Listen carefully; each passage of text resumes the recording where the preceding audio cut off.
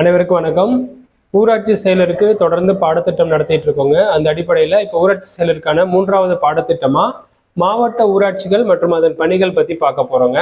So இப்போ இந்த ஊராட்சி செயலருக்கான பாடத்திட்டத்தில் ஒவ்வொரு மாவட்ட ஊராட்சி எப்படி செயல்படுது, அதுக்கு என்னென்ன பணிகள் ஒதுக்கி இருக்கிறாங்க அப்படிங்கிறத நம்ம பார்ப்போம். ஸோ இதை முதல்ல பாருங்க. ஒவ்வொரு மாவட்டத்திலும் ஒரு மாவட்ட ஊராட்சி அமைக்கப்படும். அந்த மாவட்ட ஊராட்சி அமைக்கப்படணும் அப்படின்னா அதுக்கு என்ன கண்டிஷன் அப்படின்னு ஒரு நேர்காணல கேட்கிறாங்க அப்படின்னா, குறைந்தபட்சம் 50,000 மக்கள் தொகைக்கு அதிகமா இருக்கிற ஒரு இடத்த மாவட்ட ஊராட்சின்னு அனௌன்ஸ் பண்ணலாம் அப்படின்னு சொல்லணும். அதுக்கு பிறகு மாவட்டத்தினுடைய வார்டு உறுப்பினர்களோ அல்லது பகுதி நேர உறுப்பினர்களோ எப்படி செலக்ட் பண்ணப்படுறாங்க அப்படின்னா, அதுவும் மக்கள் ஓட்டு போட்டு தான் செலக்ட் பண்றாங்க. அப்படி அந்த பகுதி நேர உறுப்பினர்கள் தேர்வாயிடுறாங்க, வார்டு உறுப்பினர்கள் தேர்வாயிடுறாங்கன்னா அவங்களுக்குன்னு ஒரு தலைவரை தேர்ந்தெடுப்பாங்க. அவங்க எல்லாரும் இவங்களை மக்கள் ஓட்டு போட்டு செலக்ட் பண்றாங்க. ஆனா அவங்களுக்கான தலைவரை செலக்ட் பண்ணும் பொழுது அது ஒரு மறைமுக தேர்தலா இருக்கும்.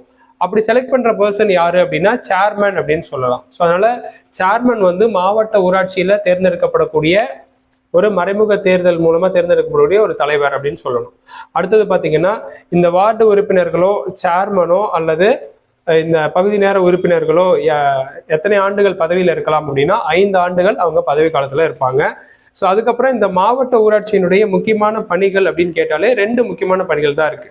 ஒன்று என்ன அப்படின்னு பார்த்தீங்கன்னா, இப்போ கிராம ஊராட்சிகள்ல பஞ்சாயத்துல வில்லேஜ் பஞ்சாயத்துல நடக்கக்கூடிய அரசு நலத்திட்டங்களை மேற்பார்வையிடணும்.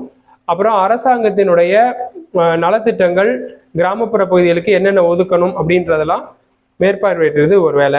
அடுத்தது பார்த்தீங்கன்னா, பஞ்சாயத்து யூனியனுடைய நலத்திட்டங்களையும் மேற்பார்வையிடணும். இதுதான் அவங்களுடைய முக்கியமான வேலை. 2வது முக்கியமான வேலை என்ன அப்படின்னா, மாவட்ட திட்ட ஆணையத்தினுடைய பணிகளையும் மேற்பார்வையிடணும்.